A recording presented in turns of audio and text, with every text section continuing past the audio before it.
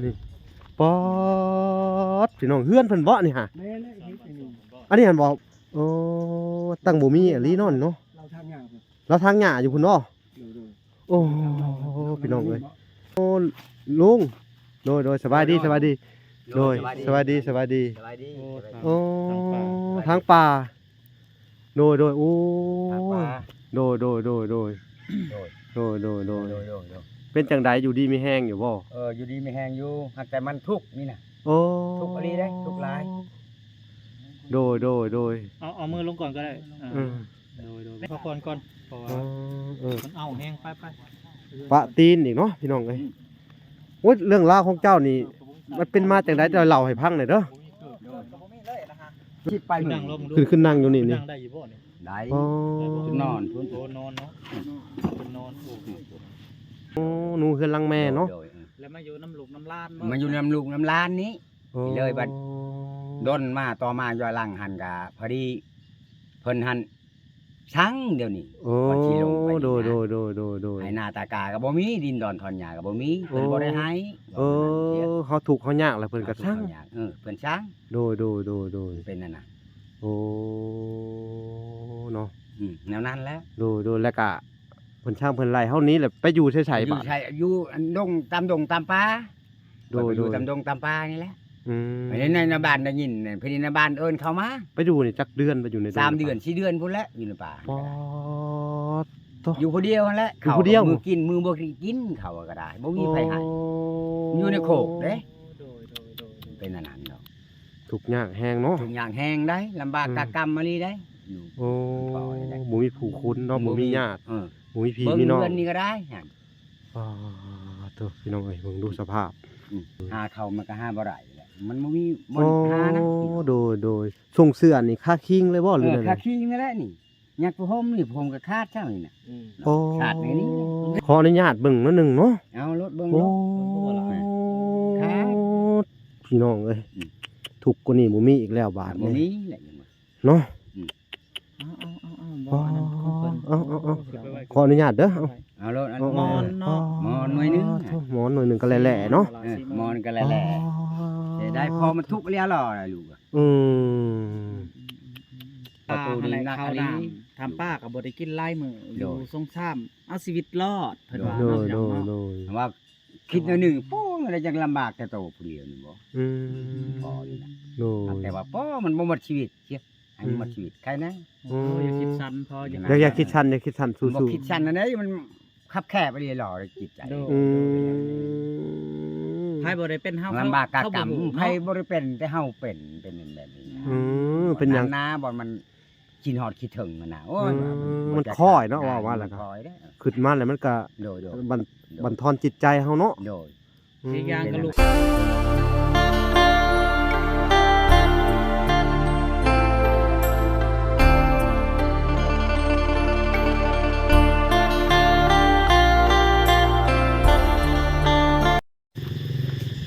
ก็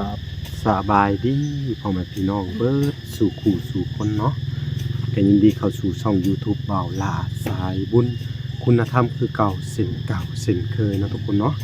ทักทายสบายดี FC ทางฝั่งไทย และ FC ทางฝั่งลาวและ FC ทางต่างประเทศนำเด้อพี่น้องเอ้ยเนาะมื้อนี้ก็เอ้า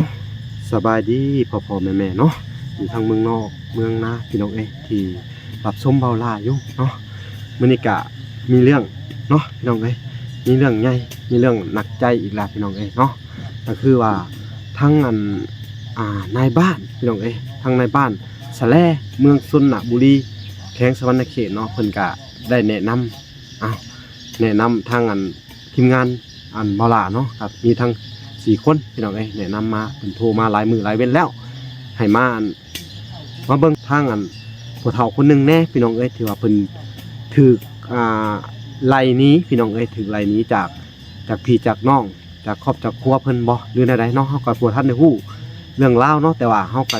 สิได้ไปสอบถามเรื่องจริงเนาะว่าเพิ่นทุกข์ยากแบบใดพี่น้องเอ้ยเนาะทางในบ้านเพิ่นก็แนะนำมาว่าไปอยู่ในป่าเนาะไปอยู่ในป่าในดงไปนอนนั่นหลังจากที่ว่าชาวบ้านไล่หนี้เนาะหรือว่าพี่น้องเพิ่นญาติเพิ่นไล่หนี้แล้วก็ไปอยู่ในป่าในดงประมาณเดือน2 เดือนแล้วก็ทางในบ้านก็ได้ อันพาโตเข้ามาทางอันบ้านพี่น้องเอ้ยทางอำนาจการปกครองเพิ่นก็ได้นำตัวเข้ามาอยู่ในบ้านคือเก่าพุ่นน่ะเป็นห่วงไปอยู่ในดงในป่ายันอันเกิดล่มเกิดตายเนาะเป็นผู้เดียวเนาะก็อันตรายเพิ่นว่าเนาะเพิ่นก็แนะนำโทรมาขอความช่วยเหลือจากทีมงานอันบ่ล่าเนาะก็อยากให้อันบ่ล่ามาเบิ่งซอยจักสิเฮ็ดจังได๋พี่น้องเอ้ยเอ้าเรื่องราวของอันลุงผู้นี้เนาะบ่ฮู้ว่าชื่อเพิ่นเป็นจังไดเนาะเฮาก็สิได้ไปสอบถามเบิ่งความจริงและข้อมูลตัวจริงเบิ่งว่าเพิ่นกินอยู่จังไดเนาะและเพิ่นอยากให้ช่วยแบบใดแน่เนาะทางบ่ล่าก็ยังบ่ฮู้เสียจังไดพี่น้องเอ้ยก็ลองไปเบิ่งแล้วไปสอบถามเบิ่งพี่น้องว่าชีวิตเพิ่นสิเป็นจังไดแล้วก็เรื่องราวมันเป็นมาจังไดเนาะเฮาก็อยากให้ทุกคนไปเบิ่งและติดตามนำกันเนาะทุกคนโอเคเนาะทุกคนเนาะก่อนสิไปรับชมคลิปนี้เนาะฝากกดไลค์กดแชร์กดติดตามไว้เนาะกดกระดิ่งคือสิบ่ได้พลาดคลิปใหม่ๆเนาะของช่องบ่ล่าเนาะโอเคเฮาสิให้ทุกคนไปติดตามและรับชมนำกันเลยเฮาก็เดินทางมาฮอดอันทางในบ้านเพิ่นพี่น้องเอ้ยเนาะนี่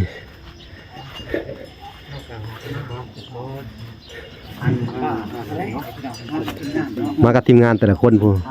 สวัสดี โอ้เอาสบายดีบ่ล่ะ โดยสวัสดีบ่พรสวัสดีบ่น้อย บ่ยาพ่อม มากันพร้อมหน้าพร้อมตาพี่น้องเอ้ยเนาะไม่ใช่ โอ้สบายดีในบ้านเด้อ สบายดีสบายดี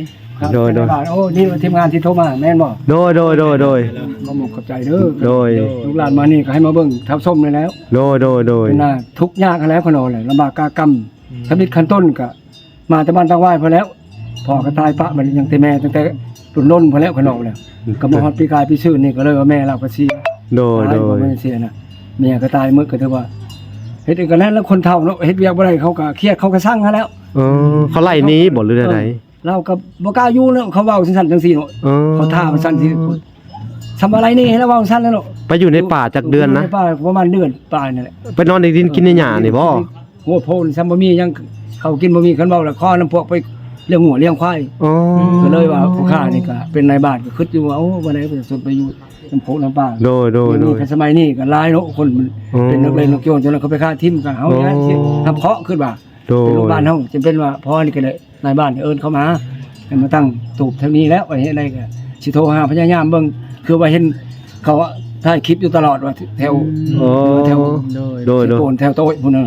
โทรหา เจ้าก็เคยโทรไปหาเขาเนาะ เขาเตียงทองก็โทรจังเพิ่นว่าล้อๆก็บ่เห็น อ๋อ โทรหาลูกนี่ว่ามาเนี่ยโอ้สาธุแล้วเพิ่นเอายังไปเบิ่ง โดย แล้วก็ทุกข์ก็ตัวจริงก็เป็นธรรมเราแล้ว แต่ว่า บ่มีให้บ่มีหน้า บ่มีไห้มีนา บ่กันว่าเขามาแต่เพื่อนพ่อเขาตายแล้วได้พ่อตายแต่หึง โดย ให้น้ำข้าวต้มเนี่ยบ่มีเลยเนาะ บ่มีเลย ก็เลยมาอยู่น้ำเอ้ยน้องก็คนมันเท่าเนาะคันเว้าแล้วบ่ได้เฮ็ดเวียกเฮ็ดงานเขาก็จะเครียดจะสั่งแล้วลูกเต้าเขาเว้าจังซี่เราบ่ถือว่ามันแบบมันเกรงใจละไป อ๋อ นี่ บ่มีพี่มีน้องเลยเรานี่ บ่มีเลยมีแต่ว่าเขาก็ไปอยู่นำได้เนาะคนนี้ แบบว่าเป็นพี่น้องห่างๆบ่เที่ยวมาอยู่เลยเรา มันบ่แม่นกับ มันบ่แม่น สิ เนาะ แต่ บ่แม่นไก่ชิดแท้ ที่ ที่ไก่ชิดแท้บ่มีเลยเนาะ เราถึงว่านู่นน่ะ อืม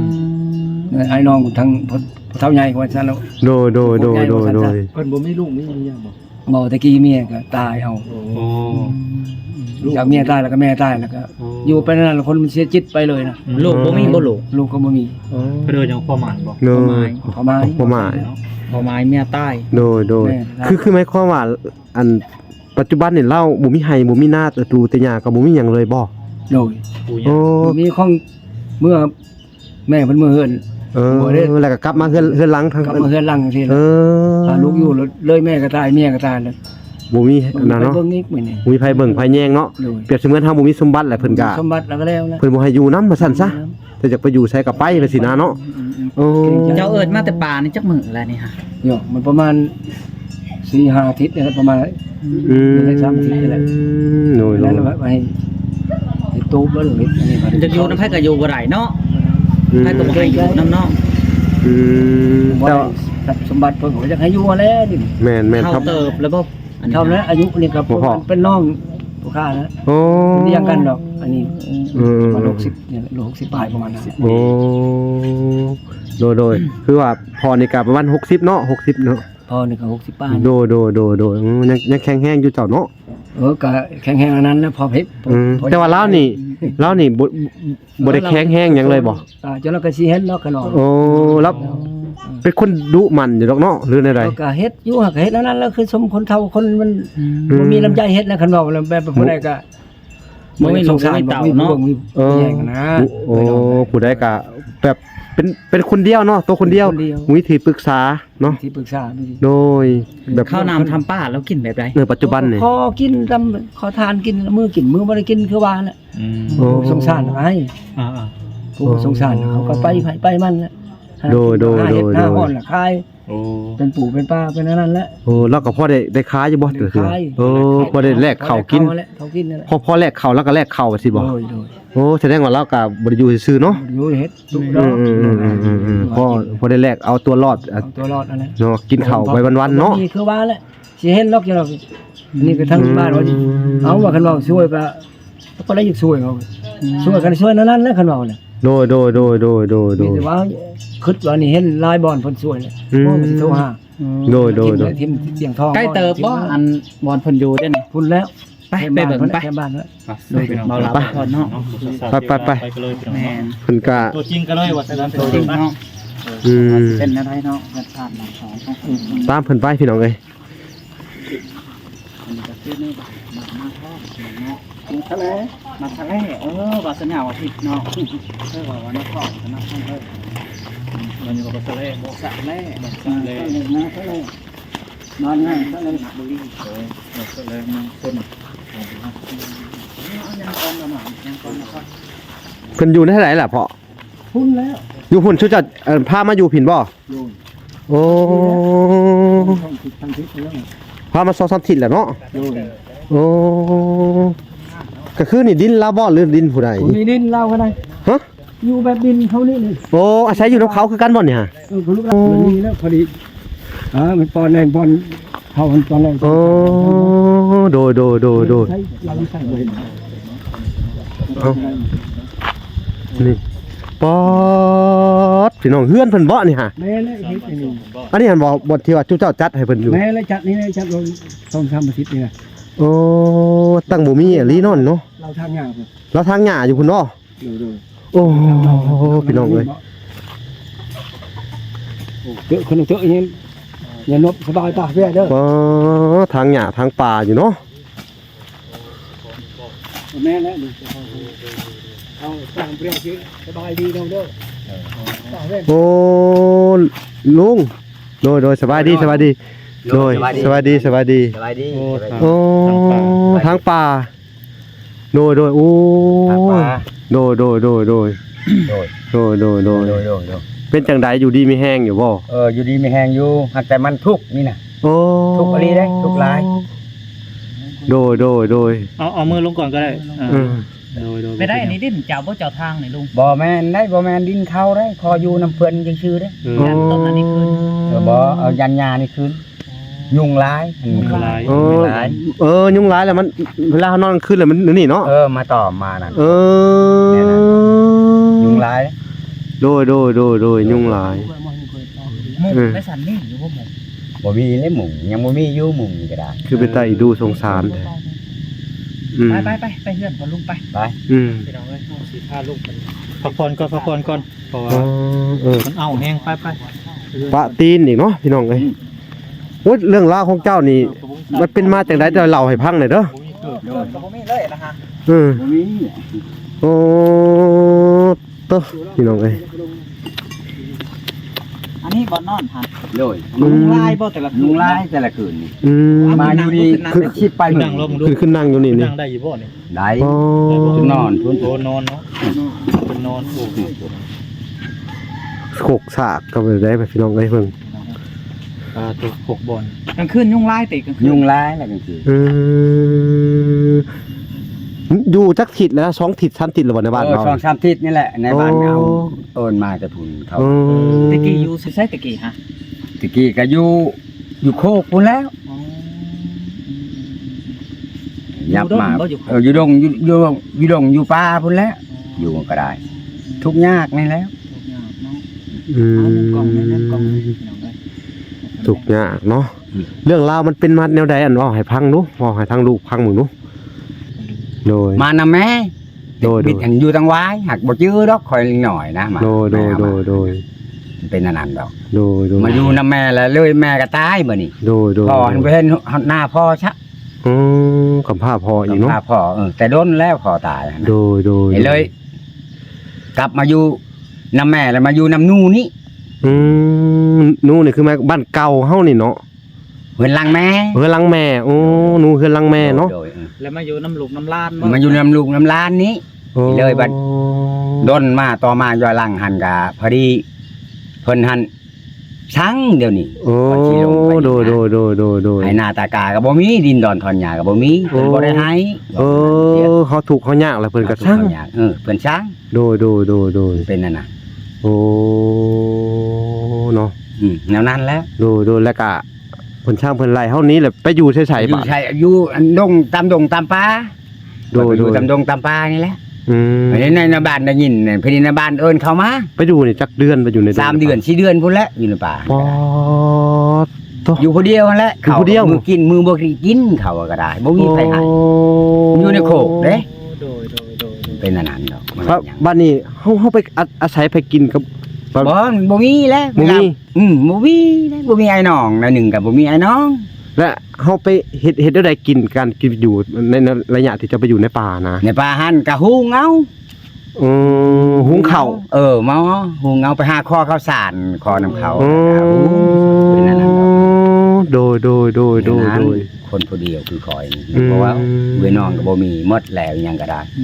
แต่ว่าอันยังดีแน่เนาะแต่ว่าในบ้านยังคิดสงสารบ่หรือแนวใด โอ้ยนั้นแหละในบ้านก็สงสารเลยเพิ่นได้ยินเลยเพิ่นเอิ้นเข้ามา โอ้ ประมาณทิศ2ทิศนั่นแหละเข้ามาอยู่นี่ก็ได้ โอ้โดยโดยโดยเนาะ โดย ทุกข์ยากแฮงเนาะ ทุกอย่างแห้งได้ลำบากกะกรรมมาลีได้อยู่ โอ้บ่มีผู้คุณเนาะบ่มีญาติ เออ บ่มีพี่ เบิ่ง มีน้อง เงินนี่ก็ได้หั่น เด้อพี่น้องเอ้ยเบิ่งดูสภาพ อืม เนาะมื้อนี้ได้กินข้าวกับหยังแหน่มื้อนี้ฮะ บ่ได้กินหยัง จำอันนั้นเขาจุอันกิโล จิรอปนจิรอ ปอ ระวังหาหกโตเลยคนเนาะ เด้อ อันนี้ข้าวสารก็หมดแล้วบ่มีแนวกินฮะขอใช้อันนั้นไปหาเขาได้เขาให้ดำถ้วยมือหนึงกับตอนแรงได้กิน โดย ตอนเช้ากับตอนแรงแล้วก็หมดอีกฮะเงินทองก็บ่มี โดย ทุกเรียรอได้อยู่อันพอนี่แหละ เรื่อง ว่าหมู่หมด เรื่องราวชีวิตจริงเนาะ ที่เล่ามา จริงแหละอันนี้ก็ได้ อ๋อ ชาวบ้านบ่มาเฮ็ดซอยนี่หรือเฮ็ดคนเดียวนี่พ่อ เองนั่นแหละเห็ดชาวบ้านนั่นแหละเห็ดก็ได้ มันเป็นไผเห็ดดอกมันมีลูกหลานดอกเขาบ่ได้ไปช้อย โดย หาเขามันก็หาบ่ได้แหละมันบ่มีบ่ โอ้ หานะ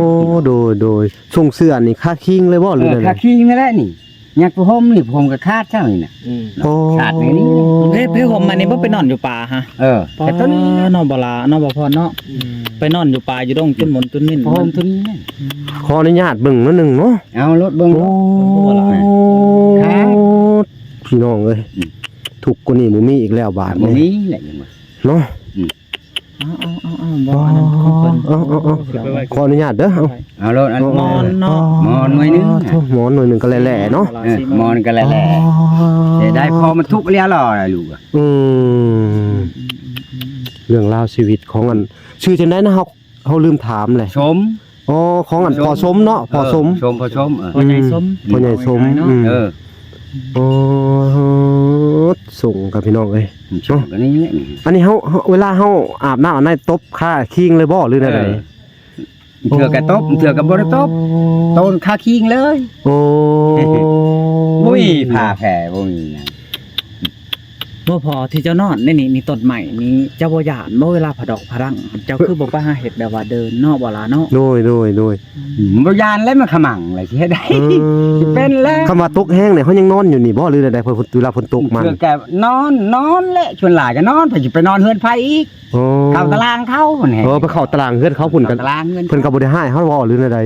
เขาก็บ่ได้ให้แน่หักบอกว่าเข้าตารางเด้อ นั่น บอกก็ได้ ก็ กลางค่ำคืนมาก็ได้ เขาตารางไว้ เขาเวลาฝนตกกลางคืนหั่นได้เนาะ โดย แต่ว่ายุงนี่บ่ให้เว้าเนาะกลางคืนเนาะ ว้าวบ่ให้ว้าวแล้วอยู่ อ๋อมันหาผลซ้ำเนาะ แม่น อืม แนวนั้นเนาะเฮ็ดได้ ก็เห็นเจ้าทางอันนี้ออกเนาะ ทางปงทางป่าออกมันยุงมันอยู่ในนี่แหละในป่านี่แหละเนาะ ดีแล้วยุ่งก็ได้ อืม มันแปลนแค่ไหนยุ่งก็ได้ ต้นเจ้าทางนี่ค่อยคิดว่าคันปะต่อไปนี่อาจจะใหญ่จะสูงเนาะ ใหญ่แล้ว ต้นอันนี้ โดย เดี๋ยวขออันนี้ถามอีกหน้อยหนึงเนาะ โดย อันเวลาเฮาหิวข้าวนี่จักมื้อปกติจะได้กินข้าวคือเจ้า เถื่อกับมือนึงเถื่อกับ2 มือก็ได้หักกินมะม่วงยามนี้ น้ำนี่อันใด โดย ไปหากินมังม่วง โดย ปอ ข้อน้ำหมูก็มันหลายเถื่อขอบ่อยากหานขออะไรบาดนี้ โอ้ เงินก็บ่มี โอ้ แต่สิได้ก็ใส่หยัง โดยถ้าบ่เบิดมังม่วงแล้วเฮาสิกินอีหยังต่อไป จังว่านี่แหละเสียกินไปนี่แหละเชื่อมชามว่าทูดว่าหมดชีวิตว่ามันนั้นเสียลูกเอ้ย คือว่ายามนี้ยามเฮ็ดออกก็ยังก็ได้ไปหานํเขาอยู่บ่หรื ก็ อ ไปมันมั่วตากระมั่ว โอ้ตากระมัวตาบ่เห็นหุง บ่อยากเห็นหุง อืม เห็นเพาะนี่เห็นขัดบ่ได้ เออ บ่เห็นเลย ตานี่มั่วแหละเนาะ มั่วแหละเนี่ย แนมเห็นคือเฮาอยู่บ่ 50 ป่ายแล้วเนาะมันจะเข้า60แล้ว อื เว้ยอันนี้บ่ได้มันน้อยเนี่ย ตาผ้ามั่วเลยเนาะ มั่ว ตาพาง ตาพาง ตาพาง เห็นอยู่ว่าซุมเฮา คันได้ยามนั้นคันหมดมันยามมันคันเมืองนี้ก็คันเพราะ โอ้ กระโดดนี่หยัง บ่เจ้าอาจจะเป็นแบบตาต้อตาหยังแหละผู้เฒ่าเนาะ ใช่ไหมนี่ อืม เฒ่าแล้วอันนี้ เฒ่าแล้วเนาะ อืม เฒ่าแก่อุชราแล้ว เนาะคือปัจจุบันนี่คือว่าอันในบ้านเสนอมาอยากให้ซอยแนวใดแน่เว้าให้ฟังหนู เอาแต่เพิ่นการจะตังเพิ่นซอยและซอยหยังก็เอาซอยหยังก็เอาบ่ว่าดอกนั่นนี่ โอ้ สิบักเฮาแกนแอเฮาลำก็บ่ได้ โอ้ นะเป็นอย่างนั้นหลานเอ้ย มันคือน่าสงสารแต่เนาะพี่น้อง เป็นอันนั้นได้ มันบ่มีแล้ว อืม ไผสิเบิ่งไผสิแย่งงั้นผู้เดียวนี่โลดจะเป็นนี่หันยาก เขาเรียกว่าแบบอนาถาเลยเนาะผู้เดียวอยู่ผู้เดียว เป็น จะเป็นเอ็นอุ่นก็บ่มีผู้เบิ่งผู้แย่งเนาะ บ่โดย มันมีผู้เบิ่งผู้แย่งแล้วเดี๋ยวนี้มันหมดชีวิตเลยได้พอแม่ก็ได้ บ้านบ่มีข้าวกินก็อดช่องซับมือ อดช่องสามีมือเถื่อมีบ่งานบ่10,000ชาวพันเพิ่นจ้างหั่นเอาเข้าอันไปกินนะฮั่นแล้วก็มา โอ้ เพิ่นก็แบ่งให้แน่ดำพุน เขาก็อัน อีต้นนะ อีต้นแล้วก็แบบอยากใช้งานเฮาเพิ่นก็ใช้อยู่เนาะ โดย เพิ่นก็ห้องแล้วก็ได้กินน้ำหันเนาะ โดย บัดนี้มันก็ ใส่นั่นแล้ว งานมันหัดบุยประจำมาสิเนาะ มีประจำนี่คือนี่ มันเทื่อก็ไปเผาก้าเขาบ่ยามนี่ เออ เลย แต่ ได้ ก็เฝ้าก้ายามนี่นะ โอ้ แต่ว่าส่วนหลายก็นั่นแหละ ไป เพิ่นว่าคือแบบเอาตัวรอดเนาะ เพิ่น โดย ใช้นั่นได้ก็5,000 10,000เฮาก็จำเป็นต้องไปเนาะ โดยมันบ่มีเงินซำนั้นเดี๋ยวนี้เงินมันขี้หายแน่ อืมโดยหายากแน่เนาะ ยากได้เงิน 1,000ก็เอาเลยเพิ่น 1,000 ได้ เอา เออ 2,000ก็เอา พอได้กินขนมเนาะ เนี่ย ขนมเด็กน้อยเนี่ยก็อิ่มท้องไปอีกแบบนึง โดย โดยเนาะ โดย อืมดีโอ้ยสู้เด้อ โดย จักสิเฮ็ดจังใดชุมเฮาก็ได้ก็นี่แหละกันในบ้านเพิ่นอันเรียกร้องให้มาเบิ่งก็จะเป็นมาเบิ่งอันเจ้าเลยเด้อพ่อเด้อ โดย ก็จักสิเบิ่งได้ซำใดแล้วเฮาก็อันบ่มีทุนบ่มีหยังสิช่วยดอกแต่ก็มาช่วยทายเนาะ โดย ช่วยทายคำว่าเรื่องราวมันชีวิตของเจ้า บ่น้อยบ่พอเนาะ อืม คือทั้งเฮานี่พ่อได้แต่อารมณ์โปกข่าว โดย คือเห็นพอโตนี่ก็โอ้ยคิดสงสารพี่น้องเอ้ยสภาพ โดย ก็คือเพิ่นว่า ประตู อะไร นัก ข้าว อัน ด นี้ ำทำป้าก็บ่ได้กินหลายมื้ออ โด ยู่ ย สงสารเอาชีวิตรอดเพิ่นว่า โด เนาะ ย พี่น้องเนาะ โดย ว่าคิดหนึ่งโป้อะไรจังลำบากแต่โตผู้เดียวนี่บ่ อืม พอนี่นะ โดย แต่ว่าป้มันบ่หมดชีวิตเชียให้มันหมดชีวิตใครนะ โอ้ยอย่าคิดสั้นพออย่า อย่าคิดชันสู้ บ่คิดสั้นอันนี้มันคับแคบไปเรื่อยหล่อเลยจิตใจ โด อืม ไผบ่ได้เป็นเฮา ลำบากกากรรม เฮาบ่รู้ ไผ เนาะ บ่ได้เป็นแต่เฮาเป็นแบบนี้นะ เป็นหยัง นะบ่มันกินฮอดคิดถึงมันน่ะโอ้ย มันคอยเนาะว่าแล้วก็ คอยเด้อ ขึ้นมาแล้วมันก็ โดย บันทอนจิตใจเฮาเนาะ โดย อีกอย่างก็ลูกเต้าก็บ่มี บ่มีไผอยากเบิ่งยักแยงในเจ็บเป็นอยู่ เฮาบ่มีหยังเลยสมบัติ คิดมาเบิ่งโอ้ลำบากอันนี้ มันโดนเนาะ โดนผู้ลึกเหลียหรอก อ๋อ จนน้ำตาจะงอกผู้แล่นเว้าก็ได้เรื่องลำบากคณะ แม่ อืมเอาสู้ๆบ่ต้องให้หรอก สู้พอ โด สู้ ย อืม เช็ดไปไหน สู้ๆไป มัน อืม นักหนาปานั่นเรียหรอหมู อืม โตพัดมันเป็นนั่นน่ะ อืม คันพ่อบ้านบ่ได้เอิ้นเขานี่อยู่ป่าเลย อยู่ป่าเลย คิดว่าบ่เข้ามาบ้านเล บ่ ย เข้าบ้านละง่ายเลย1ละง่าย2มันบ่มีหยังแต่เก่าบ่มีอ้ายน้อง1กับอ้ายน้องก็บ่มีเลยก็ โอ้สิอยู่พุ่นแล้วอยู่พุ่นก็มันบ่มีหักแต่ว่าพวกตู้พวกผ้ามาแล้วเสียได้ แบบว่า หา คือ กินอันปูกินป้าแถวหอกแถวหวยไปจังซั่น โด เนาะ ยนั่นแหละ แบบใต้ดำนาเนาะ อืม มีหยังก็กินไปบ่มีก็อยู่ไปเนาะ ยามเขาดำนาจะนอนยังไปอันนั้นนะไปดำนานำเขานะ อืม เช้า30เพิ่นให้อัน ดี เจ้า อ สิ ยู่ เอาราคาเพิ่นว่าบ่ได้จ้ะมันบ่มี แบบคนแบบอายุหลายแน่เนาะ หนึงก็หลายเนี่ยเฮ็ดบ่ทันหมู่บ่ทันคู่มันเป็นอันนั้นเนาะ ว่าจังไดเงินลายพันมันบ่ไหวเนาะ โดยมันเป็นอันนั้น อืม มันบ่ไหวเลยเอาราคานำหมู่บ่ได้ โดยอืมโดยเนาะเอาก็ถือว่าเรื่องราวชีวิตของเจ้านี่ก็น่าสงสารละหลายเด้อ โอ้เติบหนึงแลคิดมัน อืม จนลำบากกากรรมมาเรียรอเลยลูก อืม อีลึกอีพอนี่มันเป็นแต่พอนี้ เนาะ มันเป็นอันนั้นครับ แบบปัจจุบันเนี่ยเขาคิดแนวใดบ่คิดท่อบ่หรือแนวใดในชีวิตเฮานี่ ท้อแล้วอ่ะ ท่อ อืม อืม อันนั้นเนาะลูกเสียได้มันลำบากกากรรมมาเรียรอให้ลูกเบิ่งให้แล้ว โดยกะ โดย นี่แหละกะสิอันมาถ่ายเบิ่งเรื่องราวชีวิตของเจ้าเรื่อยๆแหละเด้อเขาว่า อันเจ้ามีอันบุญเนาะก็สิมีผู้ใหญ่อันช่วยอยู่เขาว่าบ่มีก็บ่ได้ว่ากันเด้อเขาก็สิเป็นคนนี่มาถ่ายทำ โดย เนาะก็เล่าเรื่องราวเจ้า จะทุกแน่ลูกเอ้ยหันเบิ่งนั่นๆเบิ่ง โดย แล้ว อืม โดย นั่น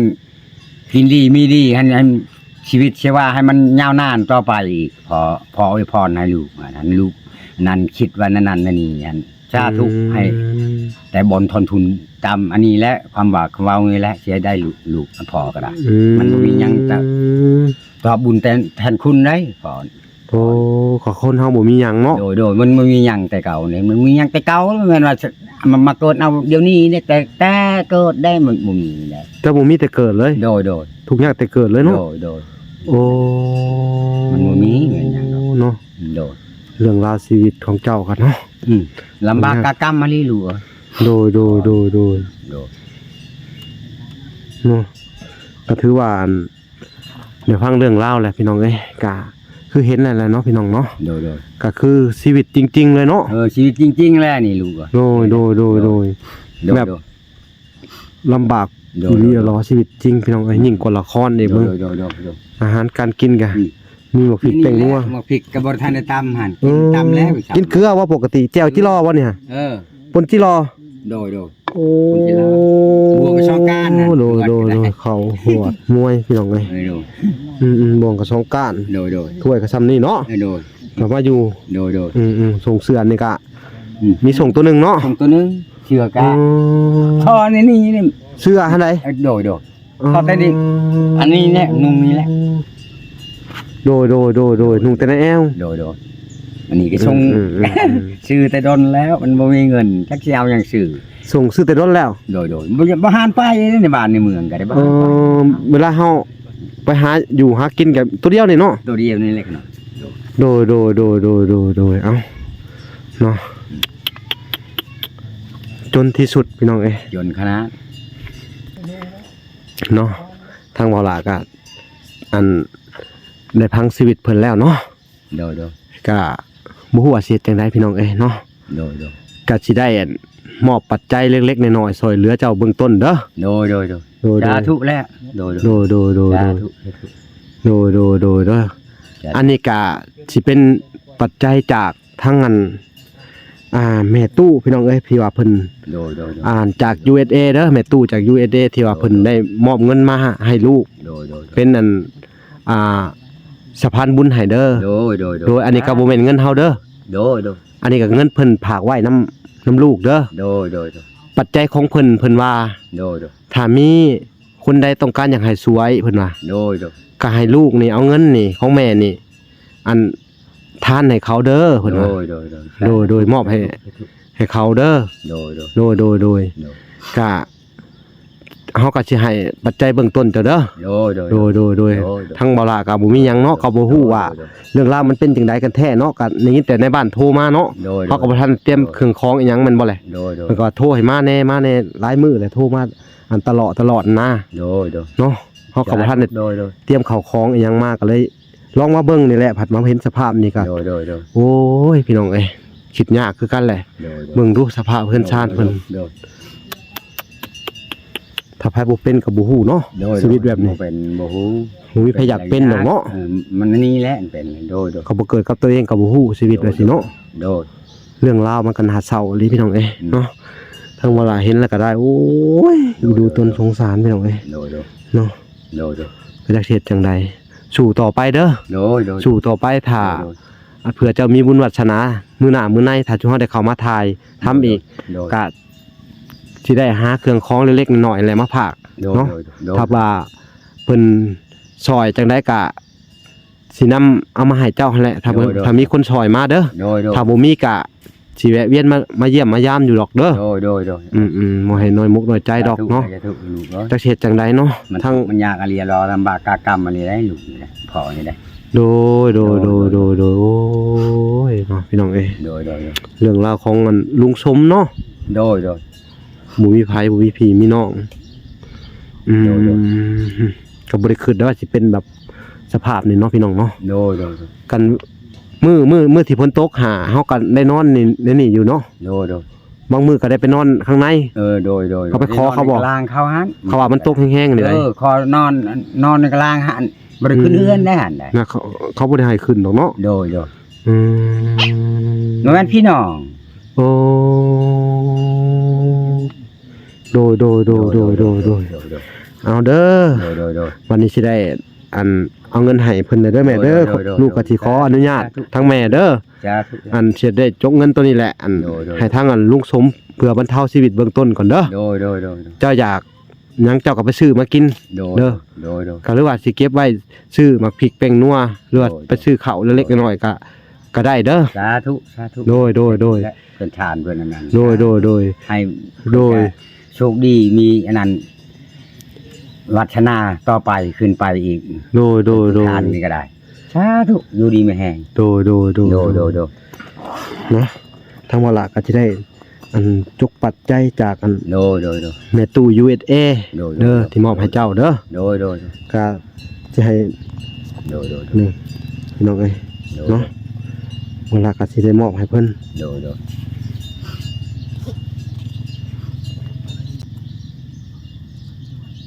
แป๊บนึงเด้อฮะเอาเงินก่อนเด้อถ้าสิให้เจ้า150,000เด้อให้เท่าใดก็เอาลูกถอนโดยมอบให้150,000พี่น้องเอ้ยนี่ก็เป็นเงินลูกหายจ้ะทุกอยู่ดีไม่แห้งเจ็บอันนี้ก็จะมีโลดโดยเป็นเงินนั่นจากแม่ตู้ USA เด้อโดยที่ว่าเพิ่นได้มอบให้เวลาอันเอาไว้ช่วยเหลือคนทุกข์ยากเด้อเนาะอันนี้ก็คือเงินบริสุทธิ์เด้อคนให้เด้อโดยเอาโดย150,000เด้อโดดีไม่แห้งเจ็บอยู่ใดใครจะมีการยังแม่บ่แม่ยังหากินอันแม่ตู้ USA แม่ตู้ USA โดยเจ็บอยู่ใดใครจะมีเพื่อนทานไหนโดยอ้าวพี่น้องเอ้ยเวลาก็ได้ทำตามจุดประสงค์เพิ่นแล้วก็ได้ว่ากับเวลามาตลอดเนาะถ้ามีคนขอความช่วยเหลือหรือว่าคนตกทุกข์ได้ยากเพิ่นว่าบ่ให้ลังเลใจอีหยังเพิ่นก็ให้เฮานี่มอบให้เลยเนาะเจ้าก็เป็นผู้นึงที่ว่าอันโชคดีได้ที่ว่าในบ้านยังว่าโทรมาให้เฮามาช่วยมาเบิ่งมาแยงแต่ว่าก็จักสิเบิ่งได้ซำใดเด้อเพราะว่ามันขึ้นกับบุญวาสนาเจ้านำแน่เด้อเนาะได้ซำใดก็เอาเนาะเอาแล้วบ่ติบ่หินะเนาะถ้าเกิดว่าบ่มีคนช่วยนี่นางก็บ่ว่าเฮาเด้อเพราะเฮาก็เป็นนักบุญต้นทุนชาวบ้านเนาะก็บ่ให้ตีให้เตียนกันเนาะเพื่อแบบว่าอันเฮามาถ่ายคือว่าโอ้ยบ่ได้ความช่วยเหลืออีหยังอ่ะนะเนาะเฮาก็ต้องขอโทษขออภัยนํเนาะบางทีเฮาก็ดูแลหลายๆบงหลายๆมอนตามจุดประสงค์ของผู้ใหญ่เพิ่นเนาะเฮาก็ได้ชำนี้ก็ขอบุญขอบคุณเนาะขอบคุณแทนผู้ใหญ่เพิ่นที่ว่าได้มอบอันเงินคำไว้ให้เพ บ่ได้ช่วยเหลือคนทุกข์ยาก โดย เนาะกับวันนี้ก็บ่มีหยังหลายเด้อ โดย เฮาก็สิได้อำลาพระจากเจ้าก่อน โดย มื้อหน้ามื้อในพุ่นเด้อ โดย ถ้ามีโอกาสก็สิได้เข้ามาเยี่ยมยามก่อนเนาะ โดย ถ้าเป็นจังไดก็เฮาก็สิได้มาเยี่ยมยามเจ้าอยู่ดอกเนาะ โดย โดยเอ้าโอเคเด้อ โอเคโดย เนาะทุกคน โดย เวลาก็สิได้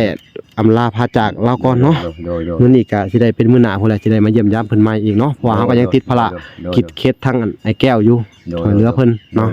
ก็ยังบ่ทันได้จบคลิปแล้วก็ทั้งในบ้านเพิ่นก็แนะนำมาก็เลยจำเป็นต้องมาทำในบ้านเพิ่น โดย เนาะเอ้า โดย โดยเอ้าก็สิจบคลิปก่อนแต่เพียงเท่านี้เด้อเอ้าสบายดีเด้อลุงสบายดี โดย โดย